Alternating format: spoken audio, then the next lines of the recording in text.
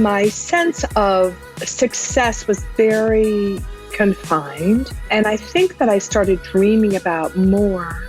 Nothing prepared me for the kind of richness and joy and delight and worldliness that my life is now. That's Sunny Bates. I'm Kara Duffy, and this is the Powerful Ladies Podcast.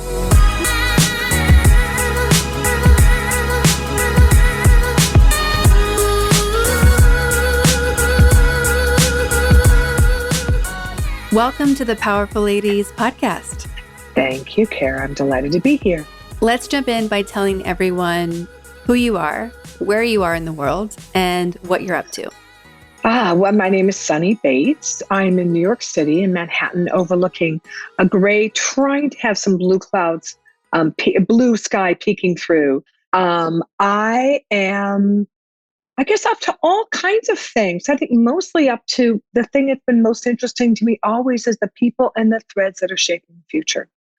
So in that way, it looks very different, and then also looks very familiar. So it looks very familiar in that we do executive search and recruiting. It looks very different in that we are constantly looking to see what are the threads of the future. Who are the people that are forging those paths? How do they come together and expand and amplify themselves? And what can our role be in that? And how did you, so when I look at your website and how I found you, there are so many people who have nothing but not even 5-star, but like 10, 12-star reviews about the impact that you've made on them, their community, their businesses. Mm-hmm. How did you start being this force that is changing so many people and companies around the world? Well, thank you. That's so nice to hear. It also sounds so grandiose, like, oh my God, people and forces around the world is fabulous. I think that, it boils down to one word, which is generosity. It's about being generous. It's about when you have the opportunity to give, to help, to support, to do that.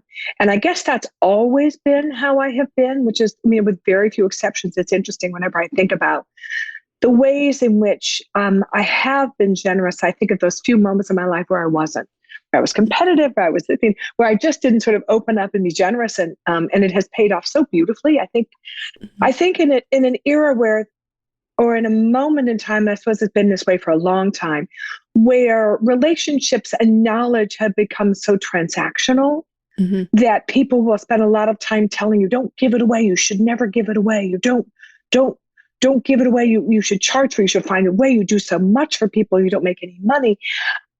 And I did fight against that for a long time. And now I just see part of the thing as being where I am in my life, that it's really harvest time. It's just like all these things come back to you in such a beautiful way.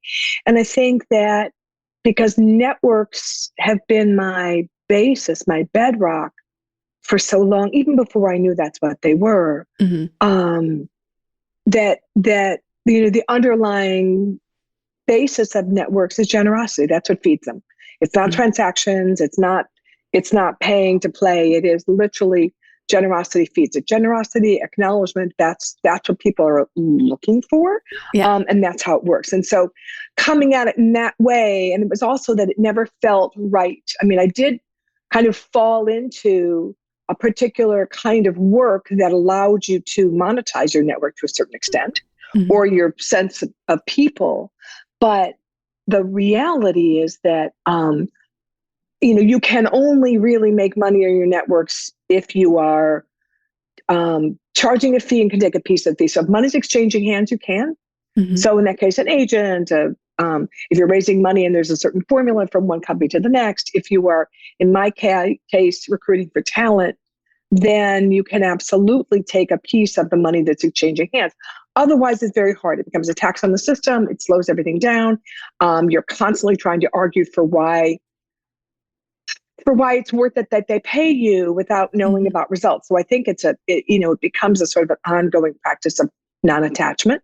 Yeah. Which is, you're very excited when things work out and you're like, but look, I brought this person to you. And, whether they're somebody that you, that has become a key member of your team, or your CEO or board member, or someone you've fallen in love with. There's all kinds of ways that these all kinds of forms these relationships take shape. And I think that it's very easy to say, I want credit for this.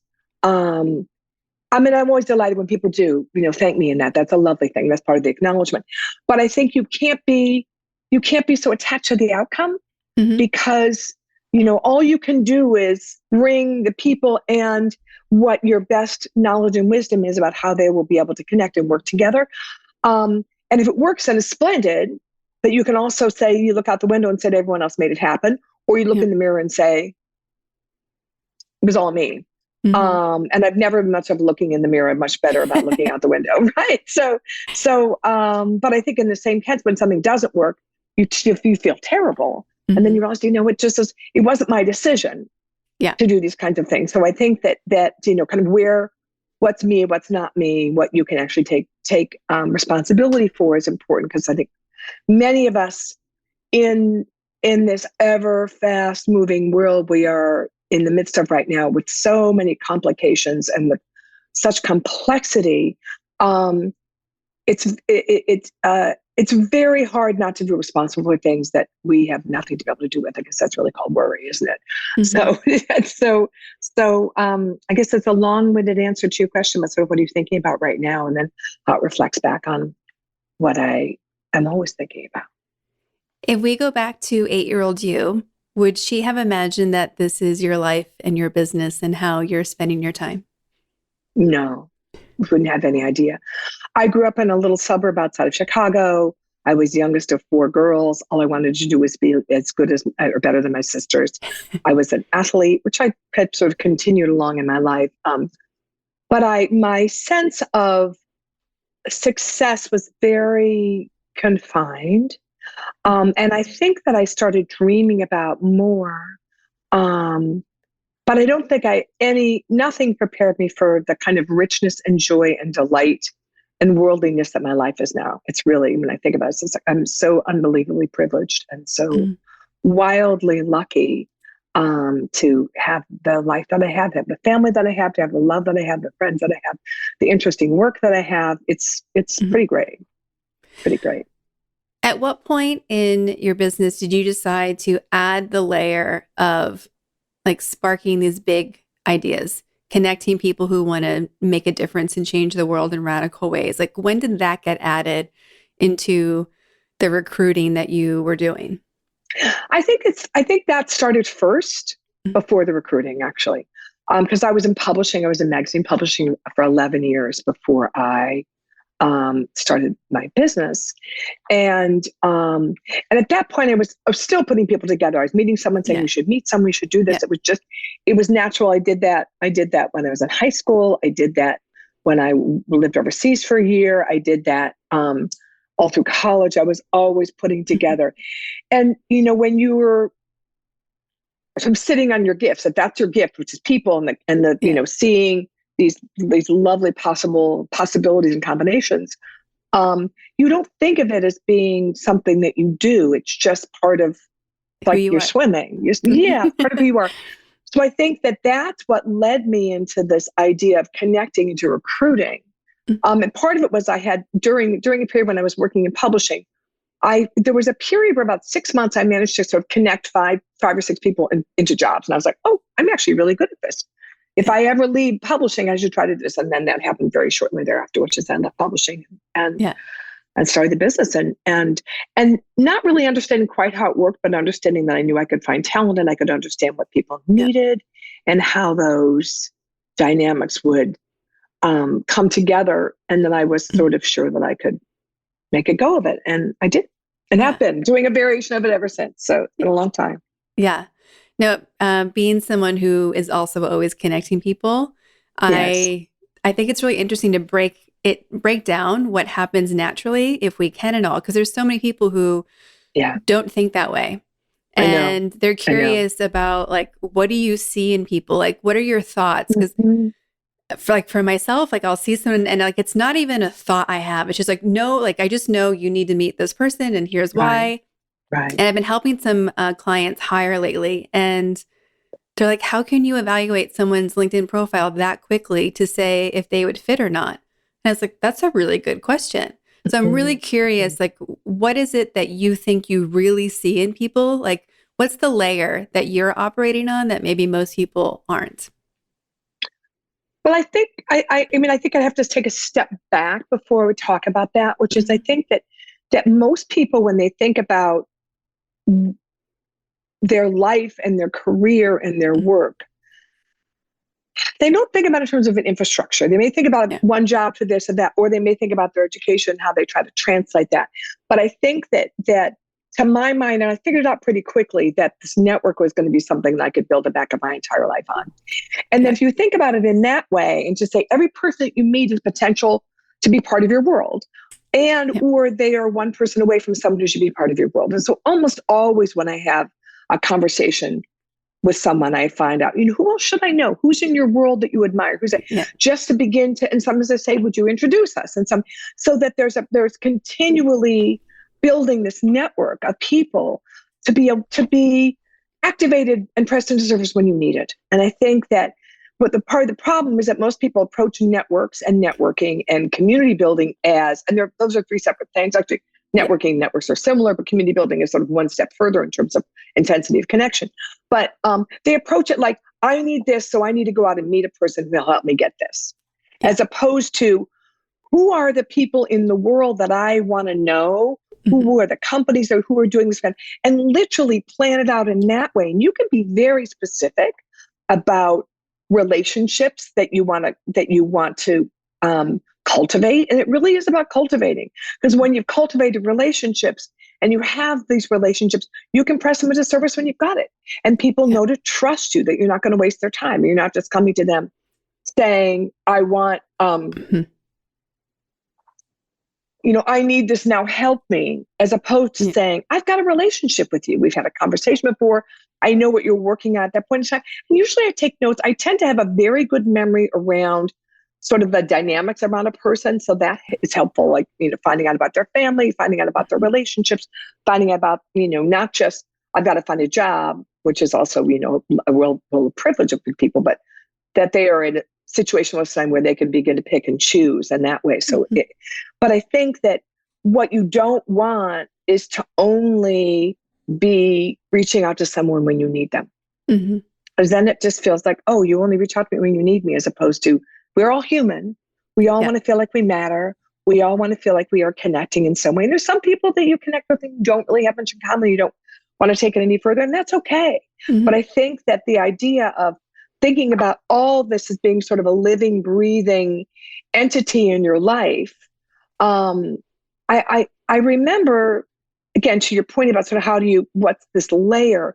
I remember at one point doing an exercise, gosh, it's probably like 15, maybe even 20 years ago. I think it's 20, it might have been 20 years ago, about doing a business development. And I put together, and I was doing it with a woman who was very artful in her thinking about it. She's actually doing a lot of coaching in future work, a woman named Sophie Wade. And we put together a whole list of people that I knew would be, I was close to and reliable sources. And there were about 85. And then I realized that 3 of my very closest friends that I would call if anything was wrong, that they weren't on that list. And that I was doing that thing of dividing your personal and your professional. And when I looked at the kind of business and how to develop and how I wanted to develop, it came from people who knew me and liked me and wanted to work with me, had done that before or wanted to do it in the future, or knew me and liked me and said, when I get a chance, I want to work with you. But it wasn't necessarily, but the business personal relationships were where there was no real boundary in that. There weren't really boundaries on that. And that the personal became professional, the professional became personal. And particularly in this kind of recruiting or helping people to hire, is that it's a very intimate conversation you have with people. I mean, at least the way that we do it, which is you're really getting to know them, because what you can't do, even though you're hired by the client, you can't just be always pushing your agenda. And if it's not right for someone, you can't say, look, you should really make your life miserable and, and make my company happy. Because if your life is miserable, you're not going to be happy. Like, nobody's happy in that situation. So I think that's one of the pieces is of looking at the whole way that you approach networks and people and who you want, and doing it deliberately over time. And then just feeding it over time too. You can, relationships will have their metabolism, and sort of understanding what those are, when people want to be reached out to, when they don't. So I feel like that's the kind of bedrock of it. And in terms of what's the additional layer to learn, I think it's about persistence. I think it's about, first of all, caring. And if you don't care, then it's going to be pretty hard to do it well. Yeah. If you don't care, I mean, I'm talking about this sort of intimate connection with people. I'm not talking about like, you can be, you can do top of the funnel and you can do recruiting, you can do that very well. And in terms of like, how do you know? I think that you look at enough profiles and you figure it out. You figure out when someone looks like their resume, they're packing their resume. You look at people, looks like they're doing 20 things. So like, oh, come on, this can't really be true. You look at, sometimes this is what other people say about them, but because testimonials, I think, are they're a positive way of illustrating the who you are and how people think about you. But I think there are also ones that are heartfelt as opposed to just like someone ticking the box that LinkedIn lets you do. So I feel like when you do it over time, you've got both the skills, but I think the real magic happens. It's not really magic. Isn't the cultural fit? Are your values aligned? Are you in that place where you really are, the ways in which you work aligned? Because if they're not, it's very hard. I guess it was Peter Drucker who said, culture eats strategy for breakfast every day. But I think it's really true. And we're seeing that now. We're seeing people talking about using language around culture. Like, this is not a culture I want to be part of. It's a bro culture. It's a toxic culture. It's a whatever that. And people are, now there's a name and there's words for what that means. And there wasn't necessarily 20, 30 years ago. People didn't talk about it quite in the same way. It's really come to the forefront. So I think that the communication, I think sort of clarity in communication and honesty, I think most people don't want to tell people when they're being rejected. They don't want to be the bearer of bad news. And so they often dance around it. I used to do that somewhat, dance around it. And then you find yourself, then you've got to do it at some point. And there's something very liberating about always telling the truth. This is what I heard. This is what they feel. It's nothing about, it's just not a fit. It doesn't have to do with you. I mean, in one sense, it feels deeply personal because it's you. Yeah. And in another sense, it's not, it's just the fit isn't there, and why you can go through why it isn't. But I think that part of maturity is understanding where you fit and where you don't fit, and what kinds of things you need to be happy and really thrive. And that thriving is really, I think, the key part for really excellent performance over a long period of time. Mm-hmm. You can grind it out for a while, but boy, you can't keep that for too long. You burn out. Yeah.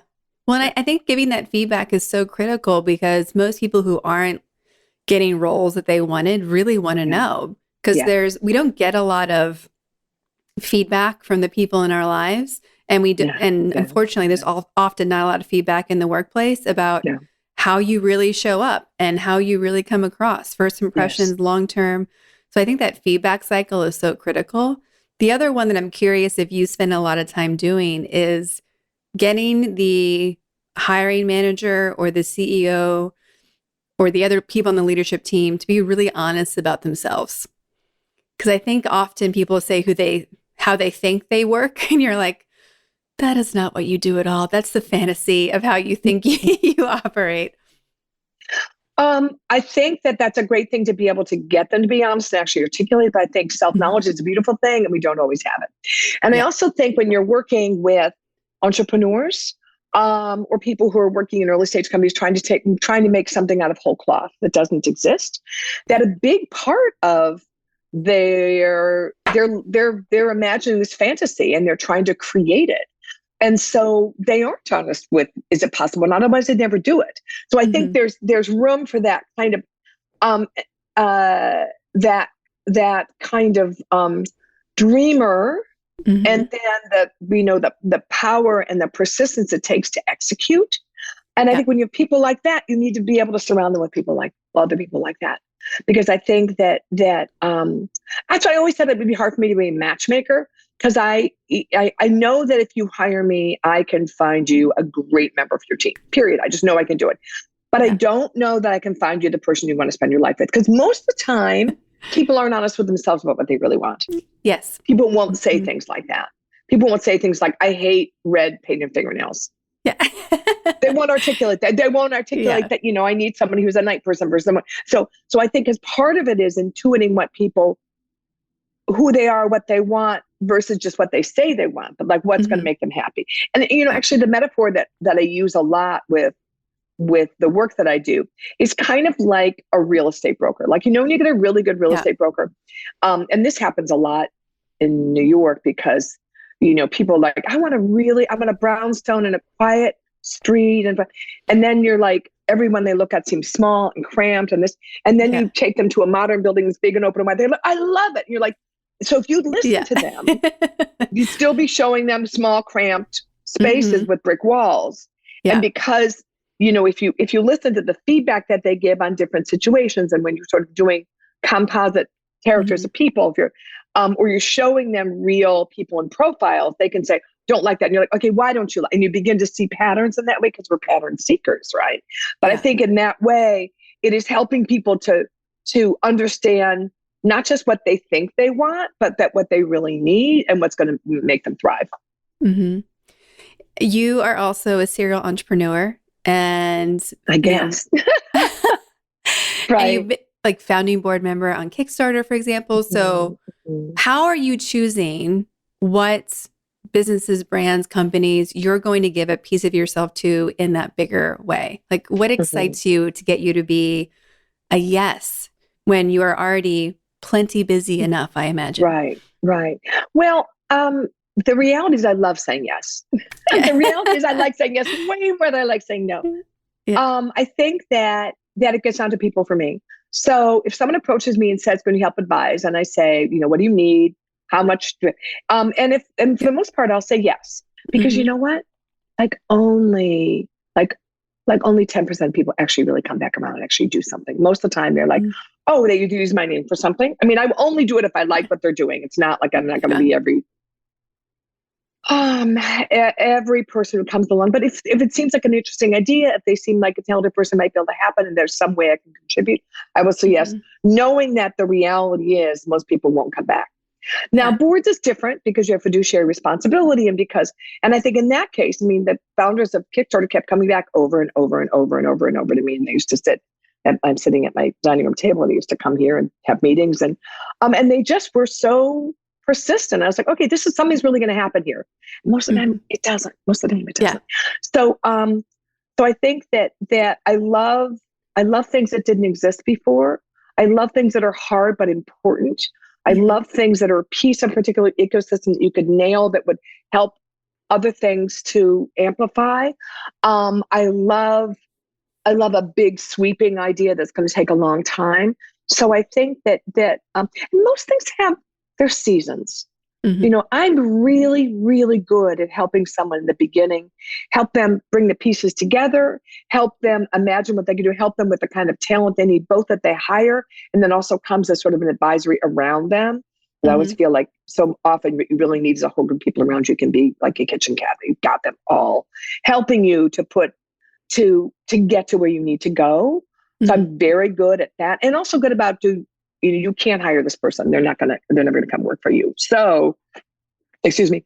How can you engage them? And maybe you can't, but we're looking at different ways to engage people. So I think that I actually just recently resigned from a board I've been on for 20 years. I was like, okay, 20 years is enough, right? It's like, I love the organization. I love the work they do. I believe in it. They're very solid. They have a great new CEO. They've got funders. Their work is beautiful. They don't need me anymore. So I do like to feel like I can be in a place that really needs what I can bring. So that's a must-have versus a nice-to-have. What are some of the big conversations in the world right now that you are excited about in general and or excited to be a part of? I think it's hard not to be excited about, and also slightly terrified about the political geopolitics of the world right now. And I kind of came to a place where I decided I only wanted to be able to donate both time and money to organizations that were working on things that were going to be helping with the changing of the infrastructure. So supporting the infrastructure in terms of how people get elected, what that looks like, how we bring more candidates into, how do we support them. So rather than individual races backing a horse, shall we say, or a person, but looking at what kinds of things can be done for the underlying infrastructure. And I think I'm very interested in that across the board. So looking at that in terms of what's the infrastructure to facilitate peace. It's not universities anymore. People can't have conversations there. Where can they have those kinds of conversations, and how can that be replicated out in the world? I'm not sure yet, but that's Mm-hmm. That's super interesting to me. Of course, a whole biotech world is so interesting to me, the life sciences. And we did a couple of big searches this year in that. I got very interested in seeing the combination of what's possible and then what our infrastructures are like right now, what our systems are like, our legacy systems, to be able to bring these things out into the marketplace, what that looks like, which is super interesting and challenging. And then of course AI.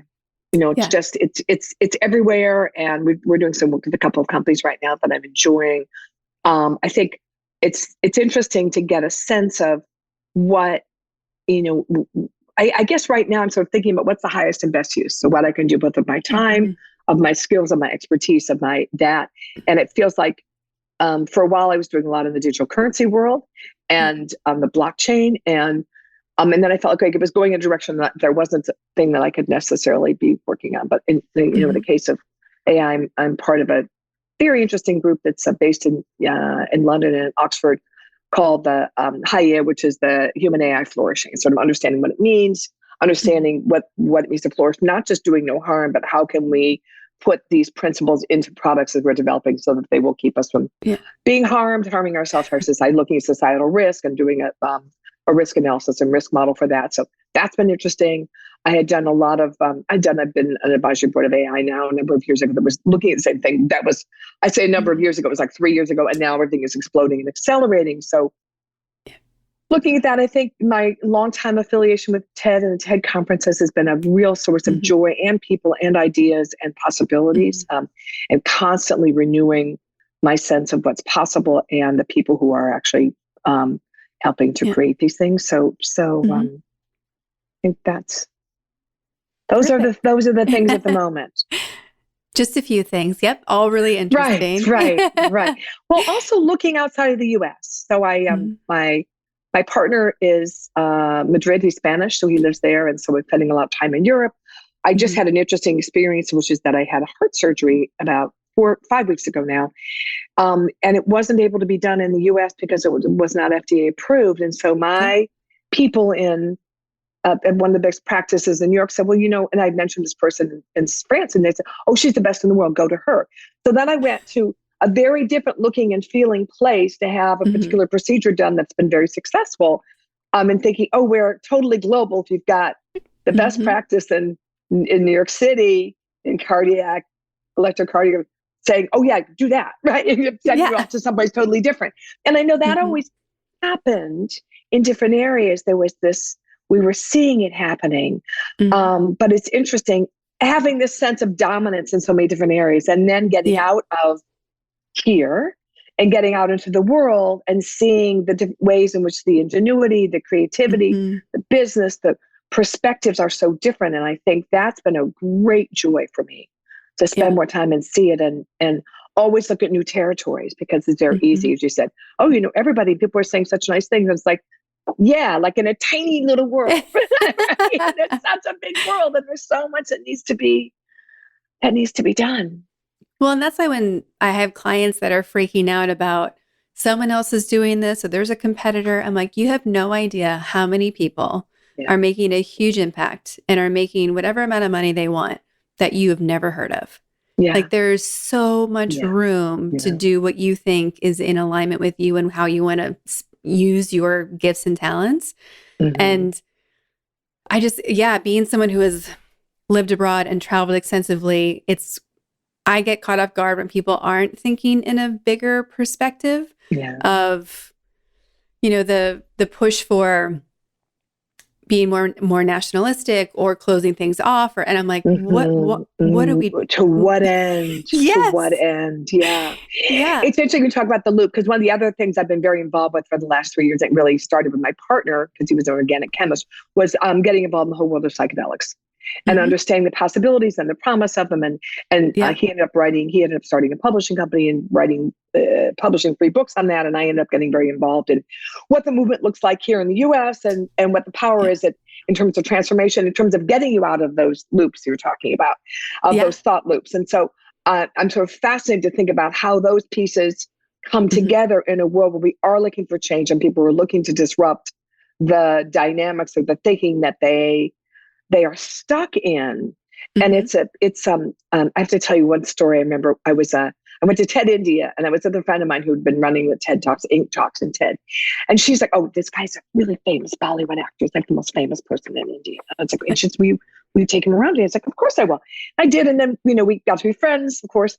And he was coming to New York. And first of all, every single person stared at him. I mean, like literally was like, we're in Mysore. There's hundreds of thousands, and everyone was like looking at him, like pointing at him, stuff like.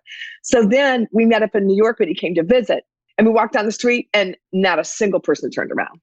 And I was like, 1 billion people know you in that part of the world, and not a single person in New York City recognizes you. You're just some handsome Indian guy, right? And that's one of those. I think about that a lot when people are like, "Oh, you know a lot of people," or like, "I need to," or "I'm a big deal in this." And you're like, "Okay, just like step into another continent and see who pays any attention at all, or anybody knows what you're doing." So I think that it's humbling, and it's important to do. Well, it's humbling. It shows how much opportunity there is. It's in both like who else you have to meet and learn from, but also like who you have to engage with on on both sides. Mm-hmm. Of course, you are on the Powerful Ladies podcast, and so I'm really curious what you think about the words powerful and ladies, and does their definition change when they're put next to each other? Oh, it's an interesting question, because I don't use the word ladies much. And actually, I was talking to a male friend of mine who was saying that someone had kind of taken him to task when he had said something about, well, ladies first. And he was a, gentleman, courtly. And he was like, I didn't mean in any way to be disrespectful.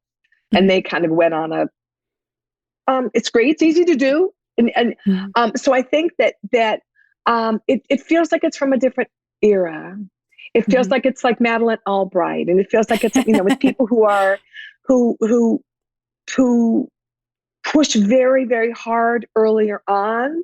And I was going to say Christine Lagarde, but she's probably the same age as I am. So somehow I think of her as a powerful, like I would call her a powerful woman rather than a lady.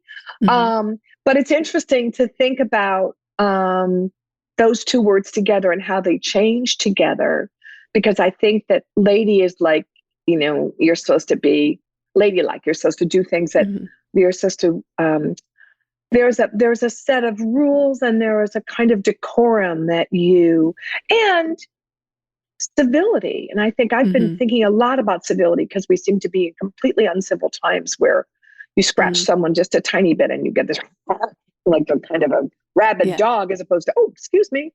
So I think that it's interesting. Like ladies is used a lot more in the South. Ladies is a lot more in different parts of more old school Europe. I mean, in Latin, they still say chicas, which is girl. Oh, nice chica, buena chica. Which is, and I, used to be like, oh, I'm not a girl. And I was like, you know what? That's just the phrase of speech. And it's interesting because the entire language is gendered, and many languages are. And our language isn't gendered. So it's interesting that we have words that bespeak a kind of they tell, I think, more about the person who set that tone or did the naming than they do about necessarily the state of the world and where you're having that conversation.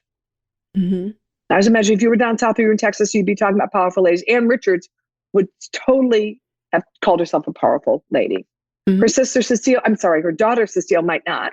She might call herself a powerful woman, but also, having been grown up in Texas, might be okay with calling herself a powerful lady. So yeah. And what about power? What does power mean to you? Power means agency. Power means agency over all kinds of things. If you feel powerful, it gives you confidence to do things. I think feeling powerful, being powerful, and there's different kinds of power. Obviously, there's strong man power and there's soft power, but I think that power makes you feel like you can do things, and feeling powerful makes you feel like you can accomplish things, you can move things, you matter in the world, and I think it's important to feel powerful. Yeah. How have mentors changed your personal journey? Well, I think that mentors and people who were close to me have always influenced me. Because I know one of the books you were asking about are books that you like. And I was going to talk about one because it fits in with this. And I read it a few years ago, and it's called Unrequited by an author whom I now know and like very much, Lisa Phillips. And what she talked about there was unrequited love from a woman's side. Because oftentimes we talk about men and kind of harassing women, not knowing when to stop. And in this case, it was about women having this, being in situations that they couldn't stop, having these fictitious relations, having these. But then she took it in a different direction, which I loved, which was looking at teenage girls and the power of the crush. And the power of the crush. So I sort of think there's a bit of a mentor with a crush, which is that when you meet someone, you really admire them and you want to be like them, you start doing things to emulate them. I mean, that may be more when they're peers, but I think that, you fall in love with someone, you're like, oh my gosh, they're physicists. I want to learn about physics. I want to learn about art. And it's a way that you can make your way through the world exploring. So there's something very beautiful about it. I mean, it's very emotional but it also, I think there's a thing about mentoring that's very intimate. And we don't really talk about that. You sort of go like, I want to do this and this person has done that. And so I want to know that person or be that person, as opposed to who are you really, all the textures in your mind and what your life is like. And so what you can take. So I think that I've often found more recently mentors who are younger than me, which I really love. I really love people and so not just about teaching me about technology, but about how they move through the world. So women who are in their 20s and 30s, how they're thinking about parenting, how they're thinking about being in a relationship, how they're thinking about work in relationship to their personal life, how they're, all of those things, and understanding with more clarity the trade-offs that you make. So I think that mentors have always been those who were older and more powerful than myself and had walked that path before me, and those who are walking, are just coming into their own and walking, and that there's so many things it's not a one-way street. It's really a two-way street. It's not like, actually talk to a teacher and teachers say, I start learning from my kids right away. And I think as a mother, you have children, you're like, oh man, I'm learning from them right now, right? So it's like, it's not like I got so much to teach, but it's like, oh, they have so much to teach me. So I think that view of mentorship is always the one that I've had. And I've had women who were so important to me. And sometimes they didn't even know it, which is, I think that's a beautiful thing too. Yeah. Well, you were referred by the amazing Carol Dunham. Love Carol. I'm on her board. Yeah. So I was going to ask. Speaking of things you want to do, right? Yeah. I was just going to ask how did you guys meet? How did that relationship start? Right. And just talk about how great Carol is. Yeah, Carol's amazing. So I met Carol through Tierney Teese. And Tierney I've known through TED. I met Tierney through TED, and we become close friends. And actually, her niece and my daughter are very best friends from college, and we're roommates, which is also just a wonderful thing that just happened without anyone knowing, or without anyone arranging. And so when Tierney was talking about doing Around the World in 80 Fabrics, she said, I want you to meet Carol, who's been my partner in this, because they're both Nat Geo explorers. And I met Carol and loved Carol. Of course, it's hard not to love the work that she does, the way that she thinks about the world, the way that she shows up. It's just amazing. And I was thinking about her today, especially because it's the Day of the Dead. And 2 years ago, I was in Santa Fe, which is where Carol was, because it was just coming out of the pandemic. And we went to her house, and she had a very robust celebration of the Day of the Dead, which I had not ever seen, where you're writing notes to those people that you love with pictures. And then this whole, it was so beautiful. And I'd seen it in different pieces, but I hadn't ever kind of dove into a celebration around that. And I have enormous admiration for her and for the work that she's doing. I have enormous admiration for her way of being and contributing in the world is just a joy. As I said, when they asked me to be on the board, I was like, of course, absolutely. So, and it's turning out to be a really fun journey. It's turning out to be great. I met her and Tierney at the same day at Mountain Film Festival. Oh, nice. And Telluride. Yep. Great. But it's an example that I use telling people all the time of like, I'm such a big believer of like, put yourself in the spaces where the people that you admire are going to be. Absolutely. Because you truly never know what is going to come from it. And I'm usually brave enough to go and say hi and introduce myself. And having this podcast is a great excuse to invite people to hang out. Of course. But I think we get nervous sometimes about what spaces we belong in. And do we fit in? And are we ready yet to be in them? And the imposter syndrome that's everywhere. But I think that gets back to your question about power. Yeah. Because if you feel powerful and you feel like you belong in any room, then you are also okay to go up to somebody and say, I like your work, I like this, or I have a disagreement with them. And some of that also has to do with knowing people that you want to engage with and having done a little bit of research about them. Mm-hmm. Because if you go up to somebody and you really know what they're working on and you can ask questions, that's a good conversation. Yeah. And you can also just do like a fangirl, fanboy thing, but I think that's a different kind of conversation. Mm-hmm. And I think, if you're in a room, you belong there. Yeah. If you've been chosen to be a fellow somewhere, you belong there. You may not feel like it, but everyone else feels like it. So maybe you're Mm-hmm. right and everyone else is wrong, but maybe everyone else is right and you can begin to adjust things a little bit. I think that is that getting out of your own way is another thing. I think I would say maybe not to my 8-year-old self, but maybe to my 23 or 24-year-old self, or to my 18-year-old self, which is to say, if everyone says you're fabulous, just figure you're fabulous. And then maybe, maybe you'll prove them wrong. And it's the same way I think women they struggle so much with this, which is that, the number of times when I say, oh, you look great. And they're like, oh no, I don't like this. I don't, my hair, it's like, you know what? You can just say thank you. Yeah.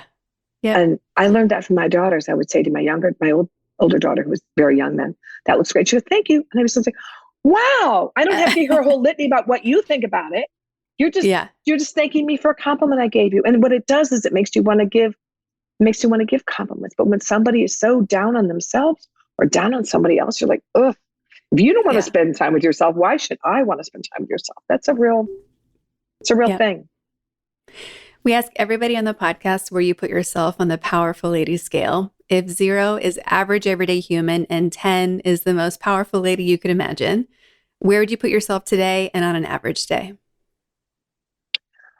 I mean, I think I put myself somewhere between 7 and 8. Mm-hmm. I think there's sometimes when I have felt very powerful, might have been more than that, but I think 7.5, 7.8 maybe, that I feel like I can, again, power gives you access. I feel like I can have access when I need to. I know not to waste people's time. I know not to do it just for ego reasons. I think that I most of the time feel strong and have agency. It doesn't occur to me. I mean, I still have moments of doubt, like, oh my God, I'm going to call this person, but we all do. Everyone does. Even the most powerful person has that, right? Unless they're a complete sociopath. So, and there are a lot of those. I think that I don't have a huge domain that I oversee. So I think in that way, I tend to see my power being power that, can work through other people or work within networks of people rather than, me saying, do this. And people are like, oh yeah. So that feels to me like a very free flowing power. Like there's something really, really lovely about not having a huge domain to operationally have to manage, but still be causing influence and movement. And the last thing that we've been asking everyone this year is, what do you need? What do you want? How can we help? What are you manifesting?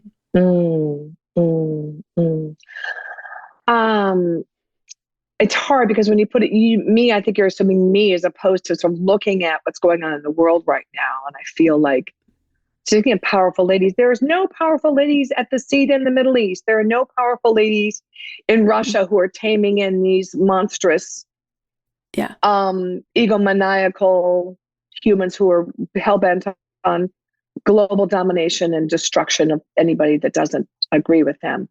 So I would wish that we could get women at the table. I'm actually on a board of an organization called Women at the Table, which is doing exactly that, trying to get women in every single table and every single conversation where it matters that, they're developing policy and things. So I think that piece is important to me.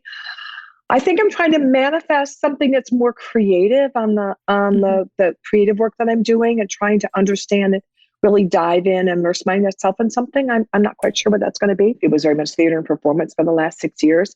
And now I'm thinking it may have something to do with AI. It may have something to do with more actually agency in that area. So, and I think, in terms of helping, it's just everybody who's got something that's interesting that they need to bring into the world. And I'm always interested to listen. Can't always help, but always interested to listen. And what I have found that's extraordinary, and I suspect you probably have as well, is that when someone tells you something and you're like, I don't really know, but I know that soon I will. And once something is One of the things I love is asking the question and also asking myself constantly the question, what's something new that you've seen for the first time in the last couple of months and it won't be the last? Mm-hmm. And the heart surgery for me is one of those. Oh, you're leaving what's supposed to be the best in the world and going someplace else. That you are, I started seeing something a couple of weeks ago. I was meeting all of these very talented people with really what I would call platinum careers, great companies, great positions, big oversight, not finding work. Yeah. I was like, oh, I see it when you're 60, but now you're seeing it when you're 50. That's different. Mm-hmm. And if you're beginning to see, when are we going to see these changes of that so many jobs are being disrupted? And the answers, we're already seeing it. We're just not recognizing that quite for what that is yet. So I think I'm very curious about how that will play out and what that will look like, and the dislocation, because people who are so wedded to their identity as their job, and if that doesn't go, then that's a tough road to lose your job and your entire identity and try to figure out where you go next. It's a very tough road. Yes. People need a lot of support for that. They do, but there's so many cool things to discover going through that process. Yes. Because there's a whole part of you that hasn't been cracked open yet that you get to find. Right. I was going to say another book, because I know you mentioned like books that I love. One of those, it's great. Bruce Feiler wrote a book called Life is in the Transitions. And it was really the first big look at transitions since Gail Sheehy and Passages, and talked about 250 people and looked at, and what he came up with, which I think is a great metaphor, is that life is life is basically a series of transitions, and that the average person goes through 5 in their life, and the average transition takes 5 years from beginning to end. Right? Yeah. You're like, if I would say, what's the transition? You're like, 6 months, a year. 5 years is average. So what that means is we spend 25 years of our life in transition, if we're lucky to have a long life. Which means we've got to be really comfortable with ambiguity and be gentle with ourselves about what it takes for transition. Because I think most of the time you're like, you'll get over it. Pain is okay, but you need it on the other side. And then when you're in the middle of transitions, you're like, oh my God, this is so hard. And you get depressed and you get frustrated and you get hard on yourself and you get hard on other people because they're not supporting you. And, so it's a great reframing.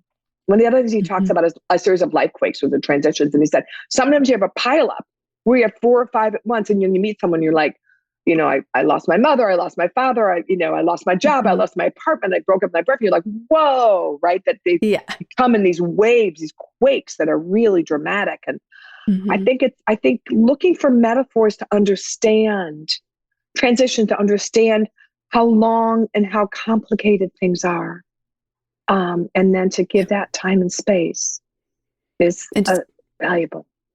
Yeah, give ourselves patience and grace, which I know they're always part of my daily meditations because they are fleeting. Yeah. Well, it has been such a pleasure to speak with you today. Me too, you. Wonderful. How can everyone find you, follow you, support you, reach out to you for listening and maybe for contribution? Anything. LinkedIn is probably the best place because I look at that every day, and it's just Sunny Bates is my SUNNYBATES. My email is sunny@sunnybates.com. Sometimes things get lost there, but most of the time I do a little bit of social, but not too much. I've really tried to stay away from it because I feel it's so addictive, and want to understand things before I get too wedded to them. But I do jump in occasionally and dabble. So amazing. Well, thank you so much. It's been such a great conversation. I agree. Thank you for everything you're doing in the world. Thank you for all this. It's lovely, and the powerful ladies are convening. It's wonderful. Thanks so much. Take care. Bye-bye.